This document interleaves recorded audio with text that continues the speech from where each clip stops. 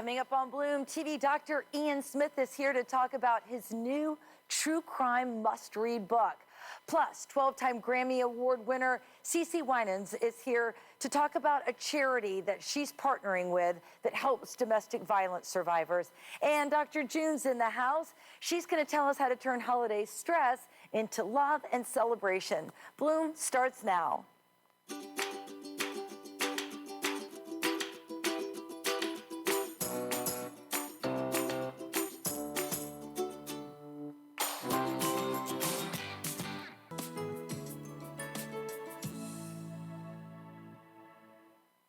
Welcome to Bloom. The holidays are right around the corner, and just thinking about that can stress you out.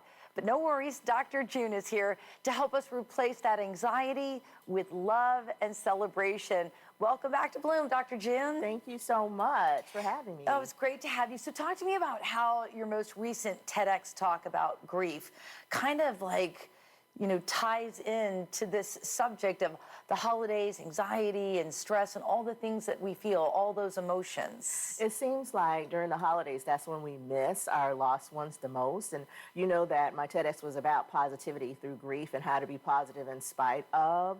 And so it's really difficult when you're thinking about, especially children or parents, when you're missing that loved one. I know my sister passed away just a little bit before Thanksgiving. So when we had our Thanksgiving dinner, she's the one who loved to cook and she's the one who loved for everybody to get together. And so then you're thinking about that person and you're missing that person.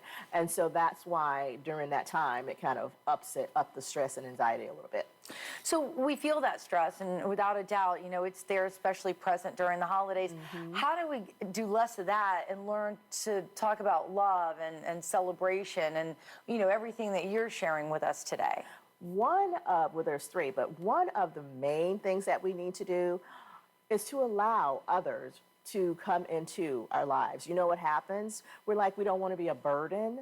And do you know that sometimes stresses out the person who's trying to help us? That makes it more of a burden because they're like, I'm trying to be here. I know, they're missing their loved one. I want to be here for them. Even if it's not for grief, just because, they want to help you. And so you should open up your arms and accept that and allow that person to help you and appreciate that love from the person that's giving it to you. So that's one thing that you need to do. Be accepting. Let others in. The other thing that you need to do is allow yourself to have fun. Even when we're not grieving, we as adults sometimes forget to have fun. It's like, what do you do for fun? And you're like, what do I do for fun? So we need to do something fun. It's the holidays. It's supposed to be fun. And the third thing is laughter. We'll have to do another segment on laughter. Yes. But laughter is very important for the body, soul, and mind. Yeah, it's so important. They say it's the best medicine for a reason, right? It is. So what about family members that just bring stress into a situation? I mean, they bring it, it's like they pack it up and bring it right over to you during the holidays. Right. Well, what you have to do, this is hard to do, but I'm going to say it, ignore them. When they come in and they have their own ideas and opinion, and what I normally do is I say, oh, okay, and I just, nod my head, but you know how you really feel, you know what's really going on, you know what's right. So instead of allowing them to put that on you, deflect it and just nod your head and say, okay, and keep it moving. If there's something that they feel they do better, you say, oh, okay, have at it. And you go on and allow them to do it. But you don't allow them to put it on you.